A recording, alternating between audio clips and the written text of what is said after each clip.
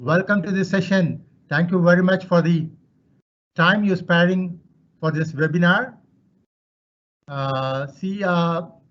It's nice to see you through this webinar. I've been in financial services industry for almost 3 decades now. But what is the change I'm seeing is I've never dreamt of doing an online meeting with my clients and my prospective clients. But the situation is such that we have to meet online. Change is the only constant thing, which is what is being proved again. Without taking more time, let me introduce the speaker, Mr. Anand Varadarajan, whom I know for almost 2 years now. The global head of equities and alternate investments at NJ. He has 18 years of rich experience in managing clients' portfolios, both in India as well as in the US. To say about NJ, where he is working, NJ is a 26-year-old investment advisory company based out of Surat, India. It manages about 85,000 crores of investments, and it has a book size of 900 crores only in SIP alone, which is almost 10% share of the entire market.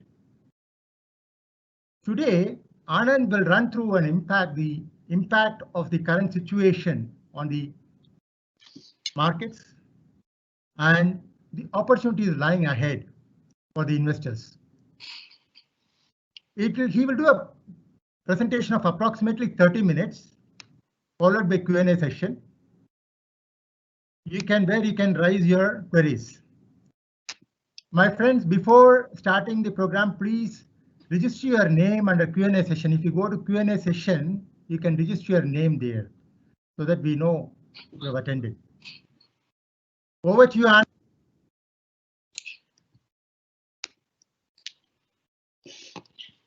All right, Sada, thank you very much for organizing this webinar. And I think it's quite a fantastic opportunity with the, like you rightly said, I think you quoted it well, change is the only constant.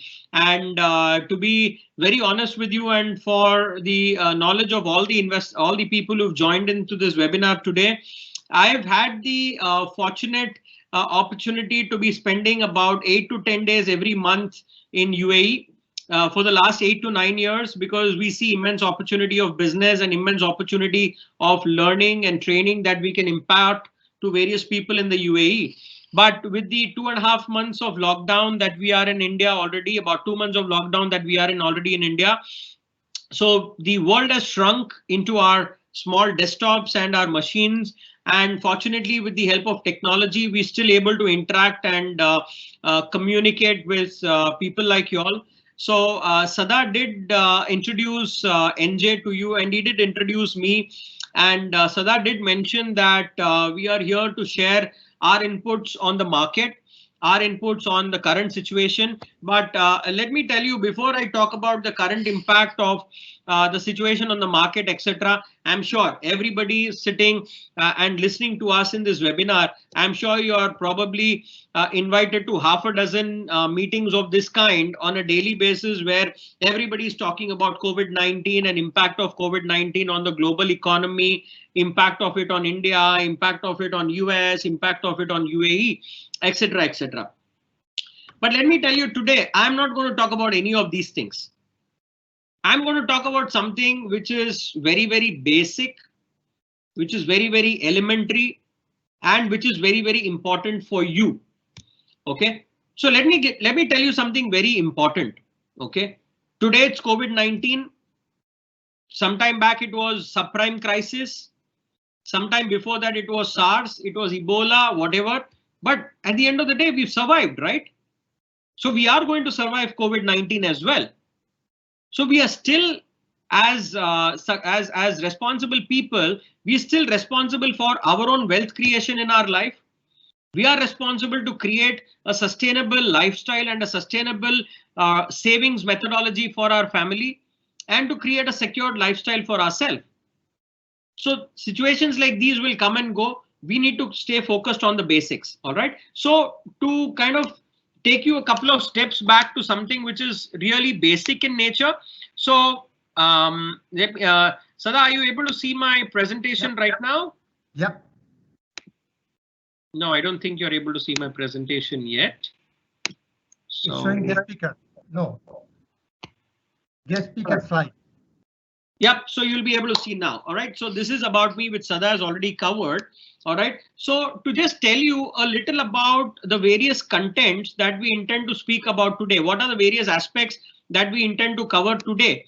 Okay, is that we believe that there are various myths that exist about investing. So what are those various myths? And I would like to take this opportunity to clear those various myths that exist.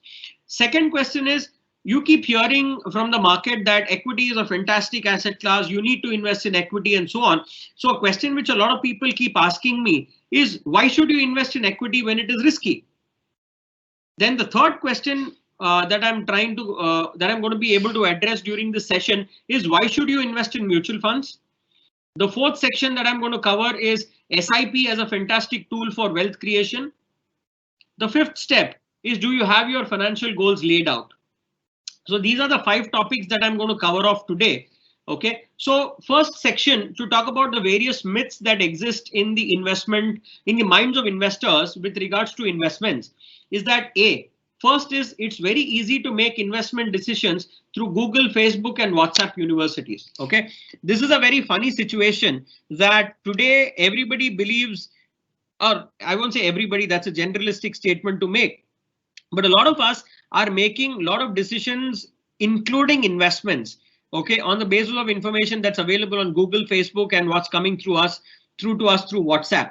Okay, so I'm glad Sada is somebody who doesn't use WhatsApp, so he's reduced his impact by 30% of the noise. So again, people like us, it's difficult to keep ourselves away from WhatsApp. So what is very, very important is that we stay away from the noise. We cut ourselves away from the rumors. We cut ourselves away from the various unresearched or unverified information that's coming through to us through WhatsApp, Google and Facebook universities. So that's something which is very important. One should not make decisions on the basis of that. Second is, I need to be able to pick up the best stock or fund. Again, a very, very wrong myth. The fund or the stock that you invest is not going to give you wealth creation.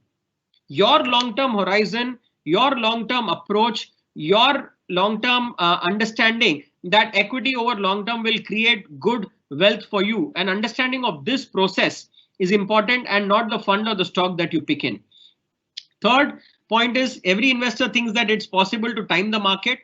That is again next to impossible. Even people like Warren Buffett have said that it is not possible to time the market. Fourth thing is, people believe that equity is risky. Again, let me tell you, I've spent 19 years in investment advisory, and I have researched personally 100+ years of stock market data in India around the world. Let me tell you, equity is not risky. There's a lot of data that I'm going to show you at the end of during the course of this presentation, which will substantiate my view. And then people believe that they need to focus on the lifestyle today. They are earning, so it will take care of their lifestyle. No, you need to start today. You need to focus today. Every drop makes a mighty ocean. So you need to start building today to create a sustainable lifestyle for yourself. Last point is, wealth will anyways get created. Okay, wo bante rahega. It will happen. Well, I don't need to really work on it. Again, a very, very wrong thought process. Again, a very big myth. So next thing is, as investors, we are in a very weird state of dichotomy. Okay, so why do I say we are in a weird state of dichotomy is that if you look at what you see on my screen right now, okay, the things that you see on the top are the wrong notions and what is the reality of life. So these are the two things that I'm trying to showcase to you as a weird dichotomy. So first thing is, every investor thinks that they should research a lot and decide which fund or stock to pick. This is a wrong notion. Stock or fund picking is not important. Staying invested is. So staying invested is important and not picking up the right fund or the right stock. The market is attractive today. Let me enter. at this stage. Typically, this happens when the markets are overvalued. And then the weird situation is that when markets are falling, people feel that the market is risky. That is the time they should go out. But the reality is when the markets are rising, that is the time to book profits and come out. And when the markets are falling, that is the time to really enter the market, right? So this is again a weird dichotomy that we're living in. Next thing is, let me build a proper lifestyle. I am earning enough money for my future. Not true. You need to start earning today. You need to build your goals. You need to lay out your goals. And then the magical formula. Okay, what you see here is the mythical formula. What I have shown here is a magical formula. So most investors around the world, okay, say that this is the amount of money I'm earning. This is my income minus these are my total expenses. And whatever money is left, that is going to be my investment. Very wrong formula, completely mistaken. You need to identify what is you need to know what is your total income. You need to identify based on your goals, what is the minimum investment you need to have per month. So income minus investments should be your expenses. This is the magical formula that all of us need to follow. The last thing is looking up on Google and checking with friends for good investment plans or funds or stocks. This is again a very big myth, a wrong notion. What is important is you need to get the right advisor. You have one sitting right on your side, Mr. Sadagopan. I think he's got the right experience and the right intellect to really help you all with that. Now to go into the next section, why to invest in equity when it is risky? So now if you look at what I'm showcasing to you on my screen right now, okay, are you all able to see my screen or are we sort of stuck? Sada? Yeah, I can see. Are you seeing the graph or are you still seeing the weird slide? Graph. Okay, you can see the graph, right? Fabulous. Okay. So when you look at these graphs, okay, what we're trying to showcase to you is that equity is not risky, and this is what we will try to learn from the Sensex journey. So if you look at the journey of the Sensex in India, okay, starting from let's say 1993 as an example, we've seen various impacts that have occurred on the market, starting from the Barings ban collapsing, the PM Deva Gowda resigning, or PM Atal Bihari Vajpayee losing the election, terrorist attack happening in the US, which is 9/11, general elections, and then the terrorist attacks in Mumbai. Various impacts would have come.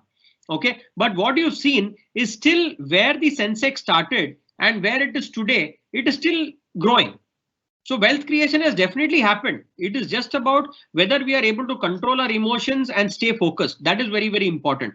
And because I come from the land of Bollywood in Mumbai, to just give you a sort of correlation to Bollywood, a Bollywood dialogue, short-term journey in equity is kabhi khushi, kabhi gham. But if you focus on long-term, it's khushiyan hi khushiyan. So that is something which I would like to share about our journey and our learning from the Sensex. The next thing is to talk about why do I believe that equity is not risky. So if you look at the possibility of negative returns on the Sensex over a 5-year period, okay, the possibility of loss is coming down to just 8%.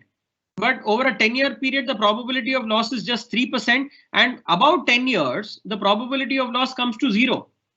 So over long term, it has been proven that equity is not risky.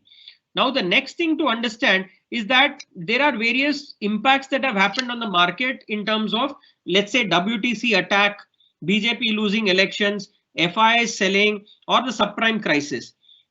We have seen that there have been falls in the market from its peak to the tune of about 54%, excuse me, 27%, 29%, and 60%, and so on.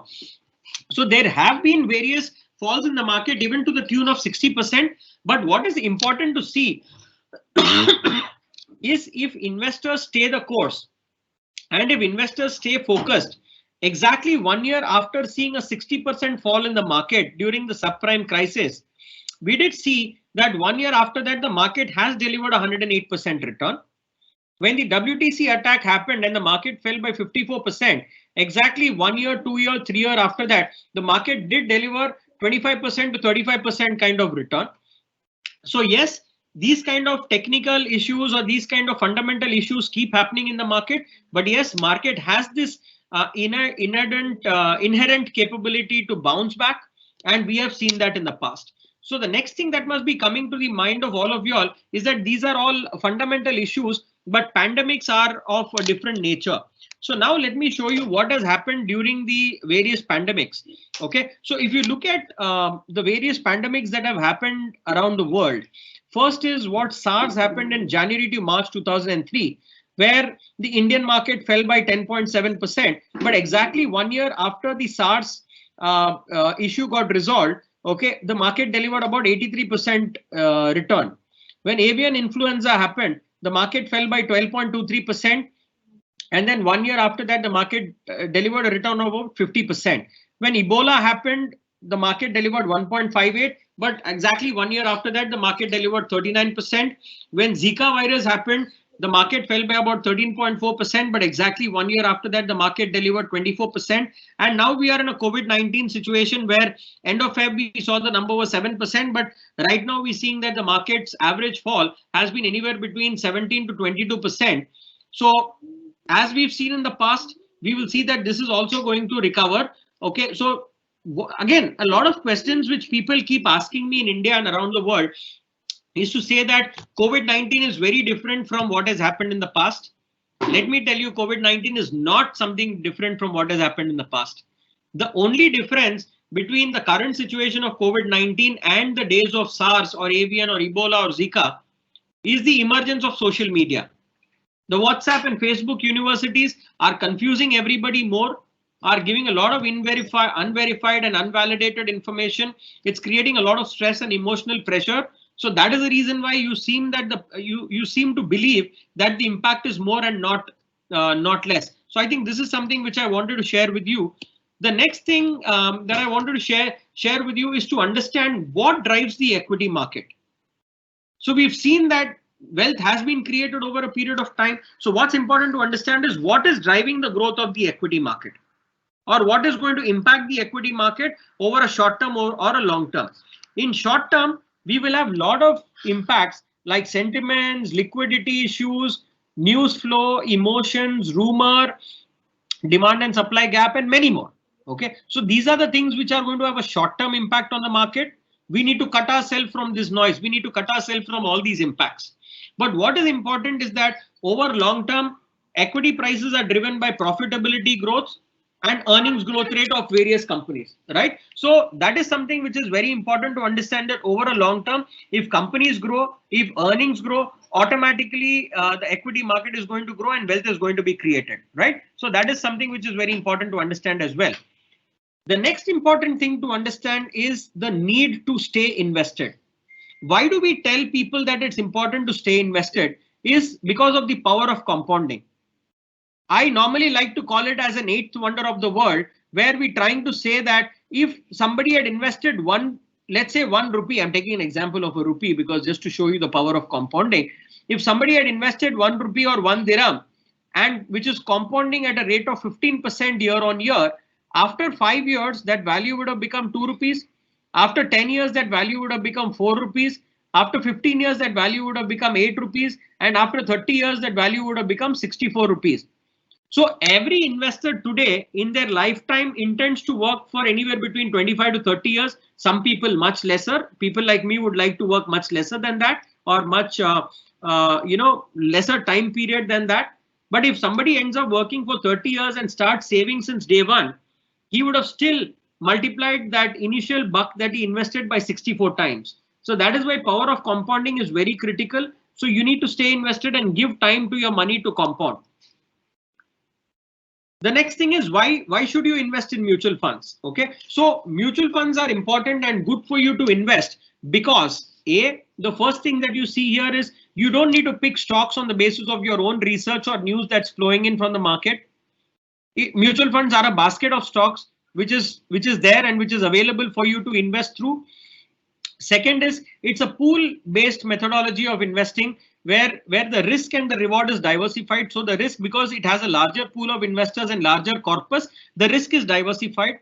Third is it's a broad-based investment mechanism where an investment manager is investing in about 50 to 100 stocks. So the risk and reward is broad-based. Next is it is a portfolio which is managed by investment professionals, experienced investment professionals. So that's something which is credible also. And the last point is it comes with complete liquidity. So whenever you want the money, available in 48 hours or 72 hours to you. The next thing, what is very important, okay, sorry, to come back to what kind of wealth has equity created. Today during the session, I'm not going to focus on which fund to invest, how much to invest, when to invest. We're not going to get into that as a methodology. For that, I have Sada, who has that kind of experience to sit down with you and work with you on this. But what's very important to understand, if you look at a long-term return, long-term performance, equity mutual funds, okay, over a 5-year period has delivered about 20% return on an average basis, whereas Sensex has delivered about 16%.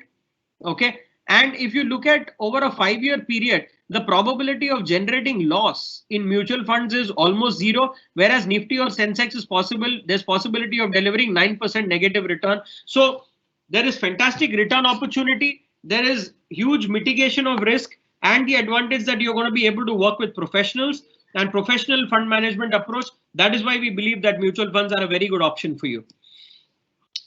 And you must remember this. When you invest in mutual funds or you invest in equity, do not panic during short-term corrections.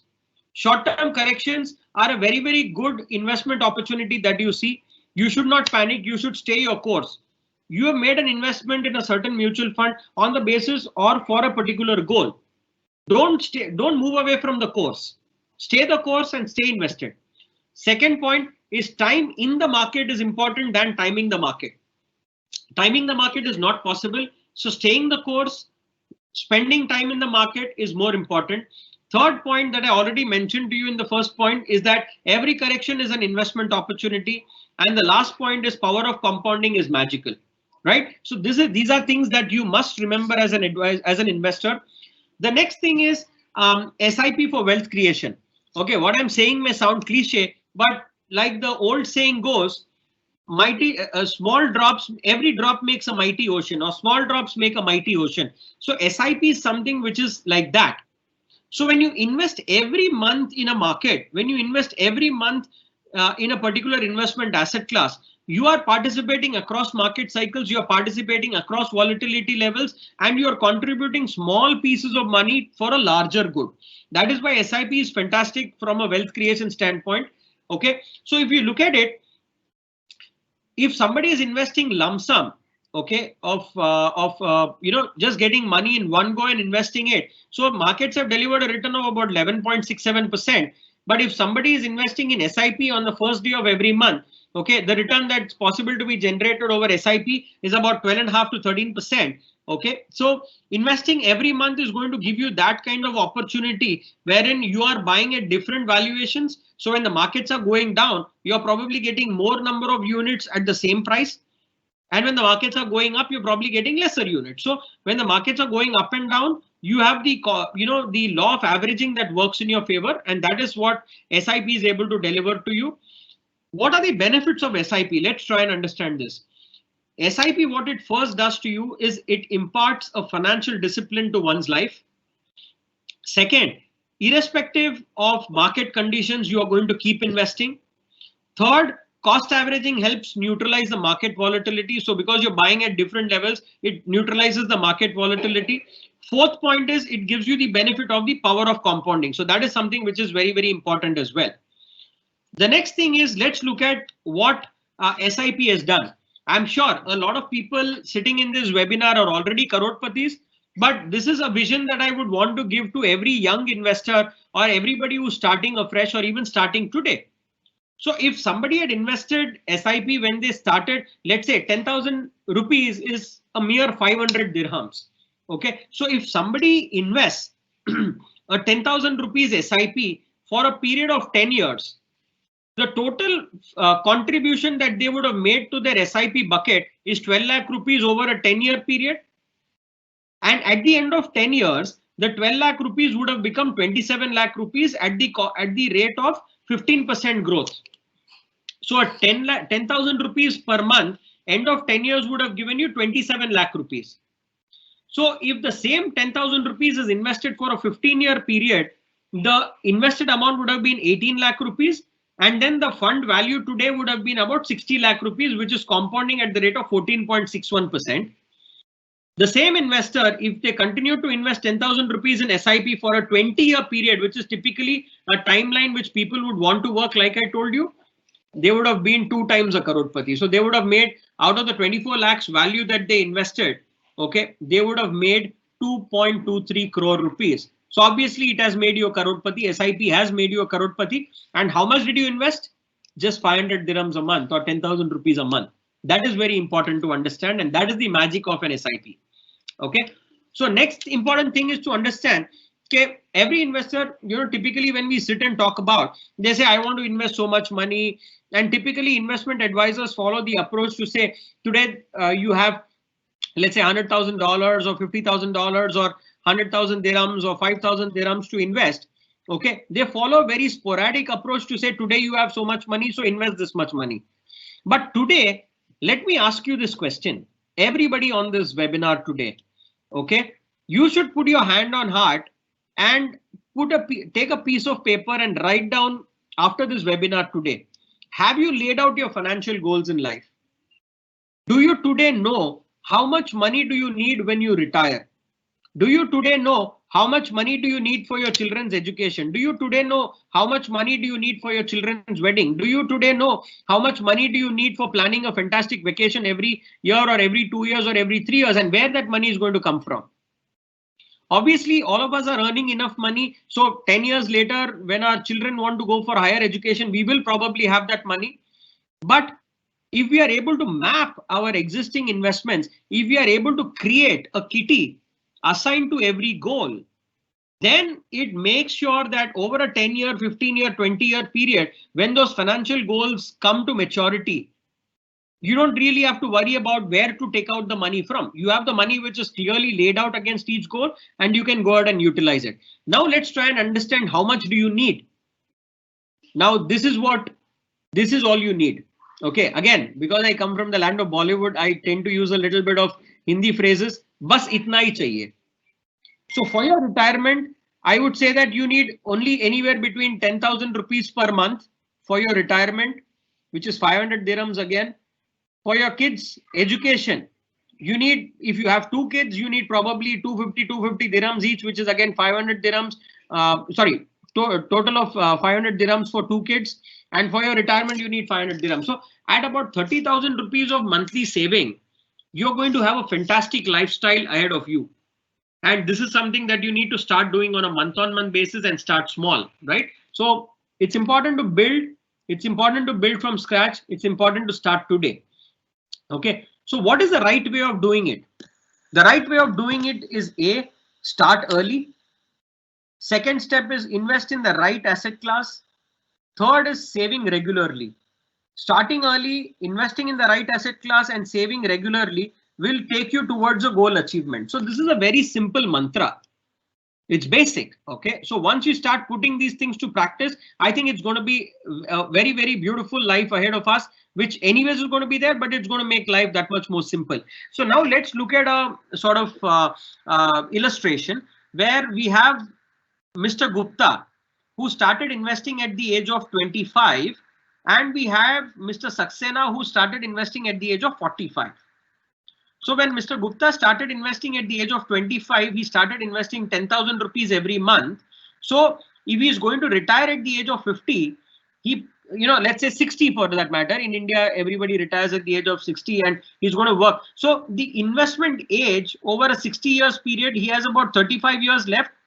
So the total investment which he would have made at about 10,000 rupees a month, let us say, okay, is a total of about 42 lakh rupees. So over the 35 years period, he would have invested 42 lakh rupees, which at the end of his 60 years, the value of that 42 lakh rupees would have become 11 crores. So Mr. Gupta at the end of 60 years is sitting on a handsome kitty of 11.41 crores. On the other hand, if you look at Mr. Saxena, who started investing at 45, would have invested 36 lakh rupees, but is only sitting on 1.23 crores because he doesn't have that kind of time left on him. So that is why it's important to start early. Again, in summary, okay, again, I'm sure during the course of the presentation, all of you all would have had a lot of questions that are coming to your mind. And I hope that you've been clocking in these questions into the Q&A section. But to give you a quick summary of the various points that we discussed during the course of the presentation today is first is equity is a fantastic asset class for wealth creation. So let us not forget that, make no mistake about it. Second is time in the market is more important than timing the market. That is very, very important. Third is SIP is the key. Start investing in smaller sums. Make sure you invest every month. So systematic investment plan is the key.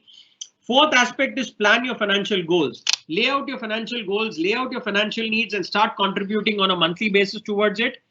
Fifth step is it's always a good idea to start early, but it's better late than never. So if there's an opportunity, start early. But there's always, like the saying goes, it's better late than never. So start today. Last point, you need the right advisor for you. And that's who we have on your screen, right? So Mr. Sadagopan, with his experience and all of that, you have his contact coordinates, of course, with you, but I'm also bringing it up on your screen. So on this note, Sada, I would like to take this opportunity to thank you for giving me this opportunity and interacting with the clients and friends that you have. So I would now want to bring up the question and answer session. So Sada, over to you. Thank you, Anand. Thank you. A fantastic presentation. I'm sure everybody here enjoyed it and was very useful. We have a couple of questions now. One from Ramasubramanian. Is gold investment a safe option now? Is this question. Okay, yeah. So I think, Sada, gold as an investment asset class, if you look at it, typically in India, a lot of people have always been interested in investing in gold. But if you look at the performance of gold in the last 35 years, okay, gold has not delivered any significant return and gold has always been an underlier in terms of the performance. Equity has been a fantastic asset class from a wealth creation standpoint. So gold, definitely it's important to keep your home ministers happy and to keep your societal status intact if you think that's important. But yes, you should invest in gold only to the tune of how much you want to accumulate from a societal impact standpoint or social standing standpoint. But I don't think gold is a good investment option. Gold today probably looks attractive on the basis of its performance in the last 1 year. But yes, equity, we have seen that over the last 30-40 years has created immense wealth. So I still think that equities are a fantastic investment asset class when compared to gold. Thanks, Anand. There is one more question from same Ramasubramanian. What should be the allocation of funds in various asset classes like equity, debt, fixed deposit or other classes? So, Sada, there is no one size fits all approach to this. So, to be honest with you, I don't know Mr. Ramasubramanian very well to be able to answer that how much money how much money you should have in equity and how much money you should have in debt. So, I think it's more important to understand what is his risk appetite. It's more important to understand what are his financial goals. It's also important to understand his holding period and what is his current age and all of that. So on the basis of all these parameters, we are definitely going to be able to sit down and analyze what is the kind of exposure that Mr. Ramasubramanian needs to take. So I think I'm more than happy to, I'm sure you have all the tools which is going to help him analyze. But yes, I think having a sizable allocation to equity is very, very important. At NJ, we believe in what is called as a dynamic asset allocation model. So using our dynamic asset allocation model, what we do at NJ is when the markets are going up, because it also becomes risky at that point in time, we book profits on equity and go into debt for capital preservation. And when the markets are falling, we then move from debt to equity. So that's something we have as a dynamic asset allocation model to take benefit of markets across both cycles. So yeah, that's my answer to the question, Sada. Thank you, Anand. There is one question from Manish Bhatnagar. Yeah. The returns are better from the Indian equity market or from international market, where we will be investing in USD. Okay, so Mr. Manish, I think it's a fantastic question. Thank you for bringing this up. Okay, so I'm going to give you a pretty little bit of a longish answer rather than I'm answering it in a pointed way. So today, if you look at it, typically the investment world is divided into two parts. One is the developed markets, which is US, UK, Europe, Japan. And second is the emerging markets, which is BRICS nations and India. So historically, if you take a look at it, the emerging markets have delivered better returns over developed markets. Also, it's a theory of risk reward. So obviously, because the potential to grow in the emerging markets is much higher, these are markets at a very nascent stage of their lifestyle or their economy life cycle. So the risk is typically high, hence the reward is very, very high. So if you look at the developed versus emerging market sector, so in emerging markets has always been a fantastic investment opportunity when compared to the developed markets. And India has always been considered as a darling of emerging markets. So India, when compared to the entire investment world, has been considered as a darling of emerging markets. And this is what I'm talking about pre-COVID. Okay. Historically, you talk about 10 years, 15 years, 20 years, 25 years, India has always been considered as a darling of emerging markets, irrespective of the political instabilities or the various aspects that have happened. But India has delivered that sort of return. So should you look at an overseas investment? The answer is India is a fantastic investment opportunity still, pre-COVID and post-COVID more.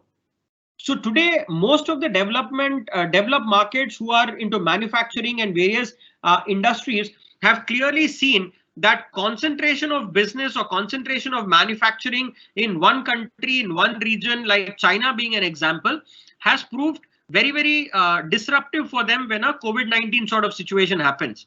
So people like these large manufacturers have clearly taken a call that they need to diversify their capabilities and their capacities. So obviously industries and production capabilities are going to be seen to be moved towards emerging markets out of China. Is it going to happen tomorrow? The answer is no, because emerging markets, China, whether one likes it or not, have created a fantastic infrastructure to cater to this kind of production requirements. So whether will India and all other emerging markets have that already at hand? Maybe yes, maybe no. Okay, so that kind of infrastructure development is happening across developed markets. But yes, we are going to see businesses moving out to emerging markets like Vietnam and India over the next few years to come. How much of that will move? I think our government is doing a lot of interesting things to facilitate easy movement of these industries. So I think India is going to continue to remain attractive.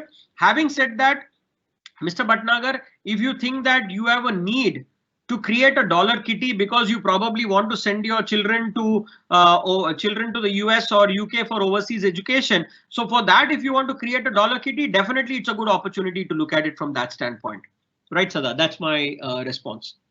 Good. I think you have answered two more questions. One from Shiva asking about the mutual fund. Is it good to invest now when the market has dropped 25%? You have already answered. Yeah. He has also asked about the bank fixed deposit. Now banks are being stressed out in India. What is the situation of FD depositors? So good question, Sada. I think the banks being stressed out and financial services companies in India being stressed out is again an emotional aspect which is being driven. Okay, a couple of banks going bad or a couple of financial companies going bad. I think it's not fair to paint every company or every bank or every NBFC with the same brush. So that is still companies and banks which are doing very good. Okay, you take Kotak, you take HDFC, you take a lot of these banks which are very, very stable. Having said that, FD is something that I have personally not invested my money ever. Okay, because whenever I invest any money, I invest it for a long term. If I want to create a safety net, I'm better off looking at arbitrage mutual funds or balance fund sort of environment instead of picking up an FD, because FD doesn't even beat inflation. It gives you a notional comfort that the money is safe.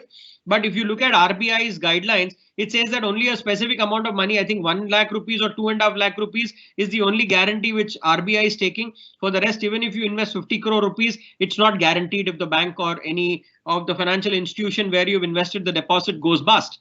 But when you invest in equity, you are investing in the growth of a company, you're investing in the business of a company, and it's quite diversified. So I think equity is still a good option, but you can create a good balance of balance funds and liquid funds and equity funds to kind of create a stability in your portfolio. Great. Thanks, Anand. There is a question from a person who I don't see his name. The question goes like this. From the chart shown earlier, I can see that next 3 years of World Trade Center attack, the CAGR was 27.5%. That means even after 3 years of World Trade Center attack, the person was not even back to the same valuations of September 2001. Not to speak of any returns in all these 3 years. That is missing one life targets. I think it's a fantastic question. Whoever has asked this, unfortunately, we don't have their name. But I think what's important to understand is the power of compounding. Okay, so I had this session, I have this question coming up from a lot of people. People are saying that I invested from 2001 and when 9/11 happened, okay, then the markets fell and whatever happened. Okay, so at a time of retirement, the markets fell.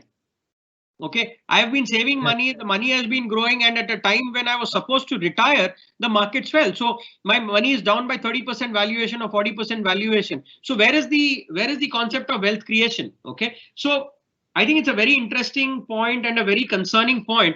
That is why we focus on, while we're talking about the story of equity being good for wealth creation, in the same breath, we keep talking about importance of an asset allocation. So when the markets are going to its peak, it's normal that there will be a mean to revision when the markets will start seeing a downward cycle. So when the markets are going up, you should systematically book profits on equity and go into debt. And when the market falls, you should be able to buy at an attractive opportunity. So when the markets are at a very high valuation, if you're sitting in debt and even if it's crashing, then your money is safe. And if you have a capability to hold it longer, you'll probably go and buy at undervaluation. So dynamic asset allocation is very, very important. Managing your risk reward ratios in an efficient manner is very, very important. Thank you, Anand. I have a personal question. Sure. We being expats here, we would like to keep the money in dirhams or dollars. Right. Okay, to safeguard our money from the currency fluctuation, the INR fluctuation. What do you see the INR to be in the next coming years? So, Sada, I think again, if you look at it, the rupee to dollar depreciation is not a new phenomena. If you look at the last 10 years, 15 years of data also, the dollar to rupee has always been depreciating. Okay, so it is a phenomena which has happened in the past. It's a phenomena that will happen in the future. So if you see today, if you look at the UAE dirham vis-a-vis the dollar, okay, I think the UAE dirham is to the dollar is pegged at 3.50. Am I right? 3.65. Okay, 3.65. So yeah, thanks for correcting me. So today, if you see, why has the dollar to dirham been pegged? It is because UAE today is a net exporter and not a net importer. Okay, so the stability of any currency will become more and more strong when a country becomes a net exporter and not a net importer. Today in India, we are seeing a huge volatility in the rupee to dollar price because as India, we are still a net importer. We are not a net exporter. So today, I think the government, again, I'm not a fan of a particular political party or a particular government, so please don't hold me for this. I am a fan of the Indian economy and the way India is progressing. Okay, so what we as a country have been doing very significantly is to work on what is called as a Make in India mission. So today, if you see Samsung, if you talk about Apple, if you talk about Hyundai, if you talk about various countries, various manufacturing giants from across the world, they have been moving sizable manufacturing capacities to India. So over the next 3-year, 5-year, 7-year, 10-year period, if India ends up being a net exporter and not a net importer, I think we will see huge amount of stability coming into the portfolio, coming into the country and its economy. Whether rupee to dollar will hit the 80 mark or 85 mark, I'm not really worried about it. As long as we have our money invested in the right asset class And for people like you, Sada, who's living in the UAE, at the end of the day, okay, I hope that at some stage the Sheikh comes up with a full residential sort of an environment or a visa or citizenship. I hope they come up with something like that. But considering the current situation, at some stage in your life, you need to move out and come back to India and settle down, right? So for that, it's very important to create a rupee kitty. It's very important to invest in the country which is going to create immense wealth for you. At the end of the day, apna desh mahan hai. True. Right. Okay. What you said, the explanation what you gave is for a longer term. Now the rupee has almost depreciated by 10% in the last 2-3 months. Right. Okay, from 69 to 76 or 75, whatever. Okay. Now, because of the oil price being low, do you think the rupee will stabilize here, or is there a chance for it to appreciate a little bit? No. I mean, we'll have to just see how these oil-powered nations are going to play the next few months or years to come. So it's very difficult to kind of predict because it's a very volatile situation. Is the oil pricing is becoming very volatile. Second is we are dealing with a pandemic sort of situation. Third, we are dealing with a global liquidity crisis as we speak. So today it's very, very difficult and very, it would be very naive of me to say that this will be the value that the rupee to dollar will get to, because we're chasing a lot of moving targets as we speak right now. But having said this, a 5 to 7% depreciation of the rupee vis-a-vis the dollar is something that we have been seeing over the last 10-15 years. I think that is manageable. And I think with Make in India peaking, I think we should at some stage bring in some stability in the currency. But one final question from me, Anand. You'll have to bear with me. Sure. The Sensex has dropped from 42,000 to 32,000 now. Okay. Right. When do you think this 32,000 will become 42,000? In how many months or years? So very, very good question, Sada. I think this is the ruling question which exists on all the webinars that we normally participate in. So before I come to that, okay, there's one point that I want to talk about. So if Sensex is a commodity that you go and buy in the supermarket, okay, a product which was available at 42 rupees a piece is today available at 32 rupees a piece. Okay, so it's obvious that you need to go and buy it. Okay, yeah. So we all see when there's a discount mela, okay, which happens in every shopping mall. Okay, if you look at a Ralph Lauren or a Reebok or a Under Armour or any of these brands going and putting discounts, you're not going to run away to say that, hey, it's 50% lower, man, I'm not going to go and buy it. You'll go and probably buy for the whole year. So to be very honest with you, falls like these are a discount mela is the way I would want to look at it. So it's a good opportunity to go and buy more. Also, because today, if you look at the market cap to GDP ratio in India, it is hovering around the 50 to 55 mark, 50 to 55% mark, which in the last 10 years has been in the range of 70 to 75%. So today we are in a very pessimistic environment, but still the opportunity is good. So today the markets are cheap, still the fundamentals are very strong. So while we've seen this sort of fall in the market, what is important to understand is the fall in the market has not happened because a company in India has gone bad or India as an economy has gone bad. The fall in the market has largely been due to the global economy, global liquidity crisis, okay, and people wanting to sit on cash. Okay, so what we really see is that the purchasing power of India or the purchasing power of the DFIs that we call it, domestic financial institutions in India, is very, very strong. So the impact of FIIs, the foreign institutional investors on the Indian market, is continuously coming down.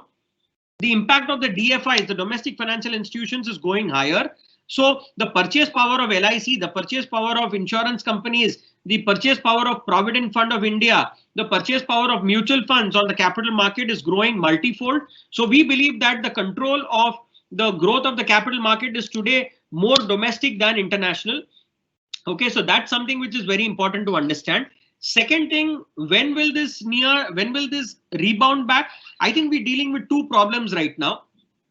One is a medical problem. Second is a financial problem. So I think the first thing that we need to deal with is the medical problem, which I think with lockdown, social distancing, and the curve of the COVID-19 in a lot of cities or a lot of states in India is getting flattened out. So we believe that the spread of this virus over the next few months or years is going to get curtailed. Okay, and we've been speaking to a lot of economists and a lot of people from the medical fraternity around the world. Okay, so we clearly see a lot of positive signs in terms of the vaccine and medicines getting developed. So in a very pessimistic way, if I have to think about it, I think post December, January 2020-21, probably we wouldn't be even discussing about COVID-19. In a most optimistic scenario, probably August, September 2020, we will not be discussing COVID-19 anymore. But if I have to talk about a medium, if I have to strike a balance sort of thing, I would say anywhere between October to December, we will stop talking about COVID-19. So I think the recovery is sure to come. I think it's just once the medical solution is there. Okay, again, if you look at the medical solution also, what we've been starting to work on in India is to sort of try and create a herd immunity mechanism. So today, as a country, we cannot stay closed doors continuously to eternity. So we need to work on creating a herd immunity. So I think we will get to that stage at some point in time. And I think in about 2 quarters or 3 quarters, we can see some signs of recovery coming around the table. Thank you, Anand. I'll combine 2 questions which are very similar. I think few more questions have come up, so you should try and look up them. Sorry?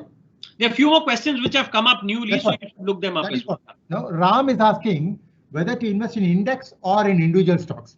Whereas Shiva is asking which is good for individual investor, mutual fund or choose some good stocks with reasonable pricing and do an SIP on it. Okay, I think these are 2 different questions. Good you combined them, but I would still want to answer it in a different way. So what Ram is asking is in terms of should we invest in index or should we invest in mutual funds or stocks? So Ram, I think what I would like to tell you is today, if you look at the developed markets, which is US, UK, Europe, Japan, close to 97% of the investments are managed through ETFs or index funds. That is because the markets are efficient.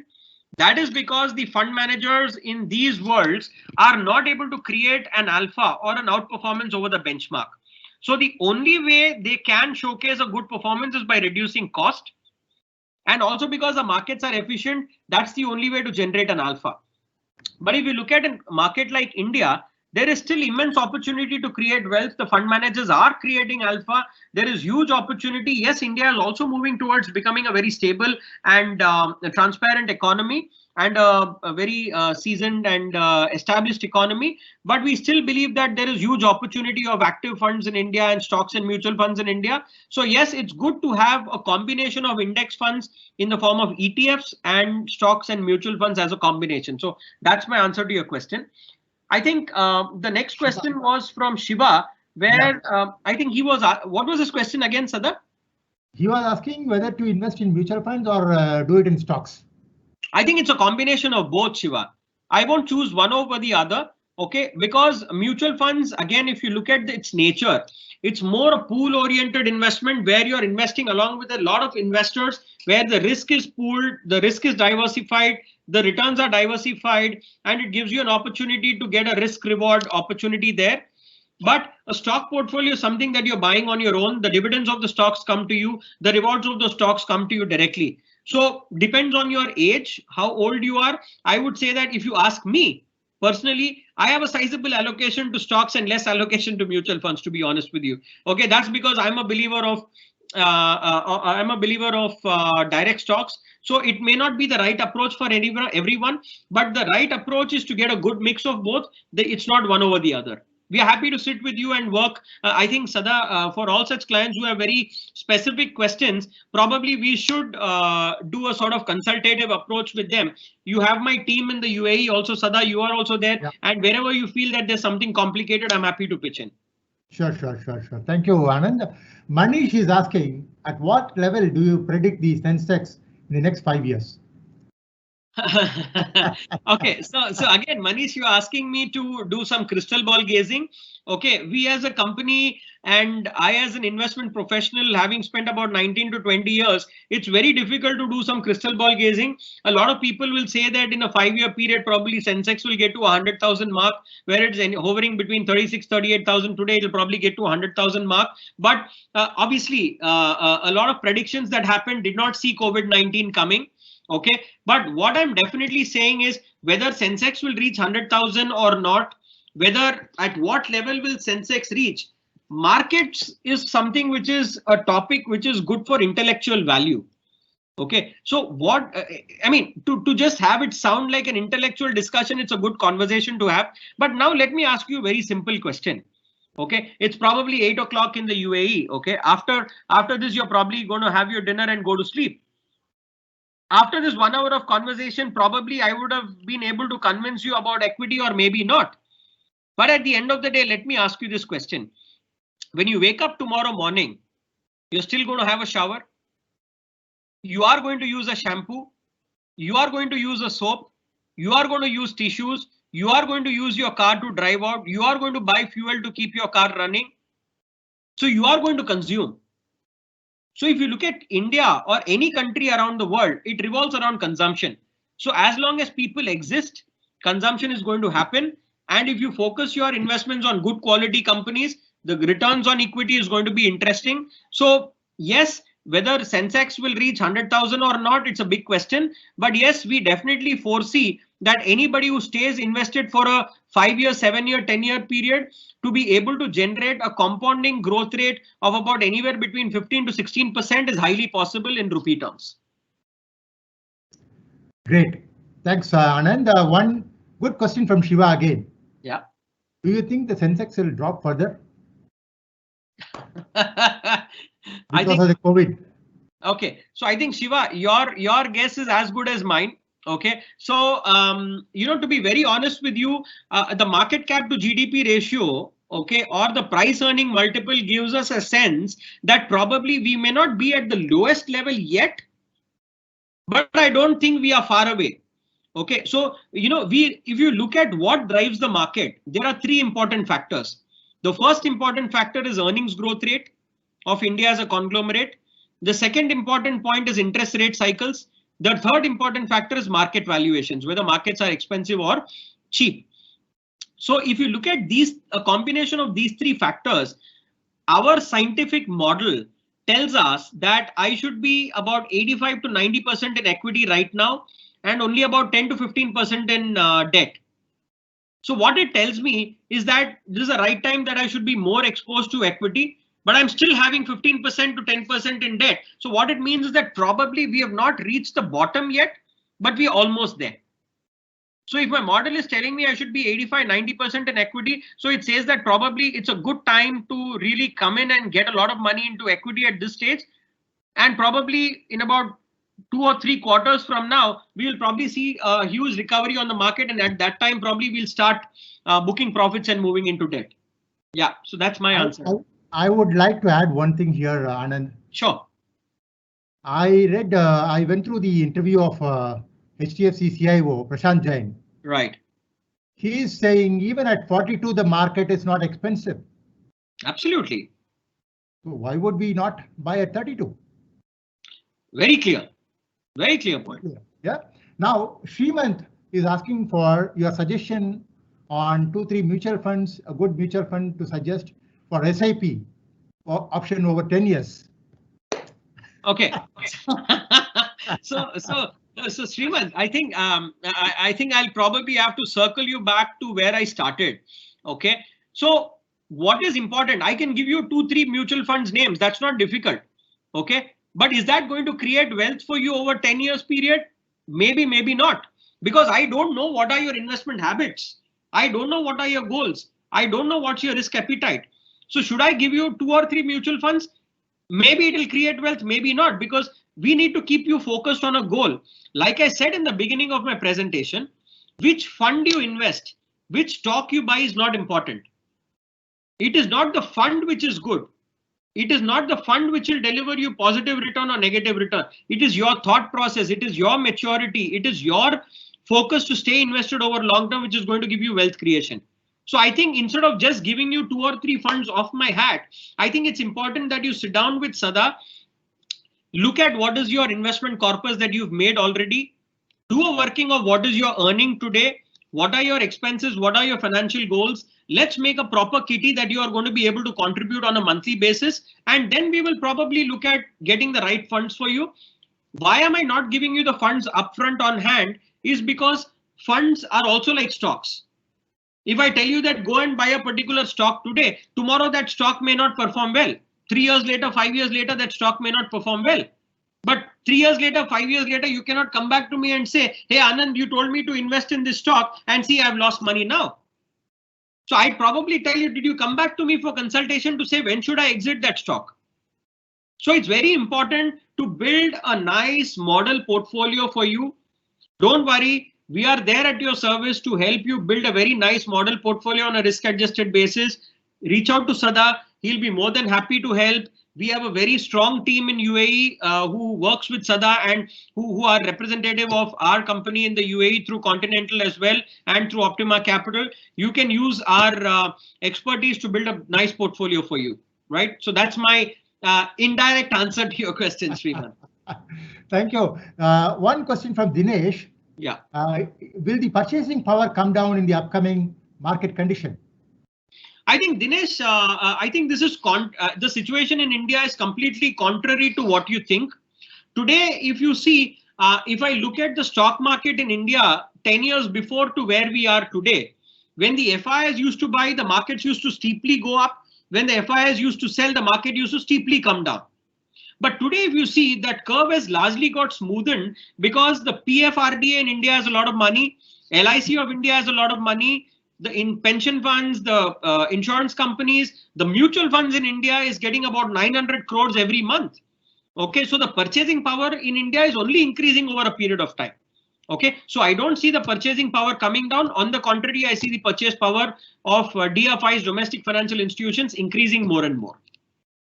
There is a question from Chandramouli Anand. After COVID-19, many stocks have dropped from 10 to 30%.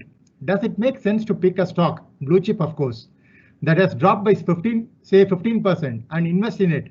Logic being it will bounce back to its prior level. I think you've struck the nail on the head, Mr. Chandramouli. I think what's very important is to definitely take exposure to a stock portfolio. Yes, we as NJ have a 15 to 20 stock portfolio that we've constructed on the basis of long-term fundamentals. So what we've done at NJ is we've created a 15 to 20 stock portfolio out of the top 300 companies. So if you look at the top 300 companies today, there are 100 large cap, 150 mid cap and 50 small cap companies. So out of the top 300 companies, on the basis of sustained revenue growth, on the basis of sustained return on equities, on the basis of sustained positive cash flows and loan book growth and return on capital employed, these kind of fundamental parameters and companies who have delivered a sustainable performance over a 10-year period, we've constructed a portfolio of 15 to 20 stocks, which is done on the basis of a very professional rules-based investment approach. So I think you can reach out to Sada. That's an investment portfolio which is available to invest. You can take a look at it, managed by professionals, directly into stocks. That's the best buy for you. And I can vouch for it. The controls and the filters you have for the portfolio is excellent. Yeah. And then there's a good question from Shiva. He's saying, you said not to believe any other news or advice from media. Then where to find the data to make a decision? What about taking suggestions from Money Control, Sharekhan? What difference it makes to take consultancy from people like you or Sada? Okay, I think that's very interesting. Okay, so first is it's very important to cut off yourself from the news, Shiva, because you don't know whether the news coming today is fake or it's real. Okay. Second, if you look at Money Control or Sharekhan, I don't want to really tarnish the image of these two companies. They're doing a fantastic job in terms of presenting data. But is that data relevant to you as an investor? That is very, very important. Today, if you see Money Control, Sharekhan, all of these companies are able to create robo-advisory portfolios to say that you pick up this basket and we will manage it for you. But do these companies really know what is your risk appetite as an investor? Do they know what are your goals as an investor? The answer is no.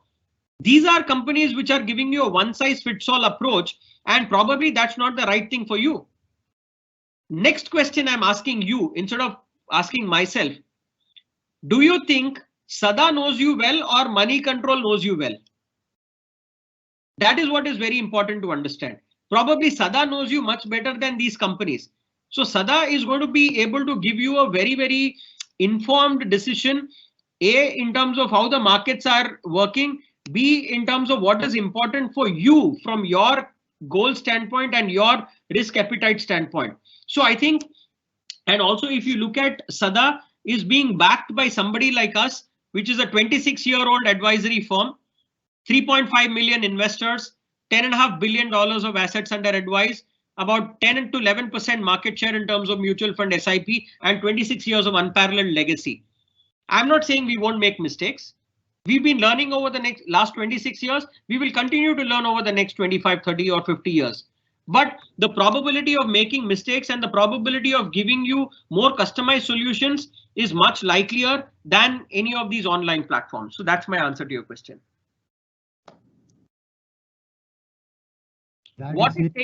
Yeah, I think, okay, go ahead, Sada. Shiva again asked a question I'm not able to understand. What it takes for us to become a client as financial advisor? I mean, to get financial advice, or what kind of service you provide? I think, Shiva, I think starting from risk assessment of clients. Okay, so for every investor, what we do is we follow a very, very methodical process. So when any investor comes to us to say that, hey, I want to invest some money, we don't really say, hey, tell me how much you got and we are happy to take it from you. No. For every investor, when they come to us, the first step we follow is what is called as a risk assessment approach. So we ask you a couple of questions. We have a scientific model to identify what is your risk. Are you an aggressive investor or a conservative investor or a moderate investor? That is something we try to assess first. Second is we try and put together your P&L. That what are your total earnings, what are your commitments today, what are your assets today, and what are your financial goals. Depending on that, we draw up your P&L, and then depending upon your financial goals, your age and the various needs that are coming up financially, we draw up to say what is going to be your financial needs in terms of capital requirements over a 1 year, 3 year, 5 year, 10 year, 50 years to come. On the basis of that, we are going to be able to come and tell you, Mr. Shiva, this is the amount of money you need to invest on a monthly basis to achieve your financial goals. This is what you need to do on a quarterly basis or annual basis or once in a lifetime, how much you need to invest. So I think start to finish and continuously monitoring your goals, continuously managing your investments, rebalancing your investments, holding your hand towards through your lifetime is something that we offer. So I think we are here to create wealth for you. So that's something which is very important. Not only that, Shiva, the eWealth account, the online platform of NJ is so good that you will start enjoying managing your own investments. Yeah, I think so. That's all we have in terms of questions, Sada. So before I hand over to you, Sada, for your final comments and closing remarks, okay, I'm sure there will be questions coming up, but this webinar is just the beginning. It is not the be all and end all of it. So I and Sada have been discussing that he's very keen to do many more sessions like these and on various topics as well. So as a part of my closing remarks before I hand over to Sada, I would like to take this opportunity to thank Sada, to thank you for having brought in all these investors onto this webinar and to give me an opportunity to take them back to square one and to take them back to the drawing board. I'm sure a lot of y'all would have thought that, come on guys, these are pretty basic stuff. So let's talk about something fancy. We as NJ don't believe in anything fancy because we believe that wealth creation is very simple and it's very boring. So we've tried to bring you back to the drawing board and bring you back to basics. So that's something we've tried to do. Third thing, like I told you all during one of my examples, don't worry about COVID-19. Don't worry about all these pandemics. We have survived SARS. We have survived Ebola. We have survived avian influenza. We have survived WTC attacks and all of these crises. We will survive COVID-19 as well. If we are going to be worried about the current situation, we are going to go a couple of steps behind or a couple of years behind in our wealth creation process. So have your goals in mind, focus your energies and your attention on what are your financial goals. Don't worry about the short-term noise. We are going to live post COVID-19. We are going to have a wonderful life. You need a lot of money to spend. I want all of you all to have a fantastic lifestyle, right? That will be our victory as your partner in wealth creation. So please stay focused and stay invested. And the last thing that I want to leave you all with a parting note, again, like what Sada said, don't worry about the lockdown situation. We can still create portfolios for you. We can still open e-wealth accounts for you to manage your investments online. All of that facilities are available. Last thing is, we are going through very difficult times. Okay. Wealth creation is very, very important, but we don't want you to take any risk. We don't want you to make any wrong investment decisions. As NJ, as Optima Capital, as Continental, and as Sadagopan, okay, we are working relentlessly. We are working 24/7. We are working 365 days, even during the lockdown, to make sure that your financial goals are not getting derailed. We are working to make sure that your financial needs are still catered to and your emotions are catered to, more importantly. So please stay focused, stay home, stay safe. Thank you very much, Sada, for the opportunity. Anand, you're not done. You're not done. Oh, really? You'll have to answer this final question. Shiva is asking, what do you charge for that service? Okay, so let me leave you with a sweetener, Shiva. We don't charge you for this advice. We get paid from elsewhere. So don't worry, you're not going to pay us any fees for this. Thank you, everybody. Unless you're happy to cut a check for Sada or take him out for a drink. Thank you, everybody. Before I finish off with you, on your behalf, I should thank Anand Varadarajan for this torrential pour of knowledge. That's what I should say this evening. We have had enough of knowledge from you, Anand. Thank you very much for your knowledge and the time you spent on us. And my friends, you can reach out to me. I can reach out to you after this session, tomorrow, day after, any time. We can sit one-on-one and understand what NJ has to offer in terms of technology, in terms of advice, and what I have to offer through NJ. So we can go hand in hand a long way. Thank you, everybody, for this time you spent, for the time you spared for this webinar. Thank you very much.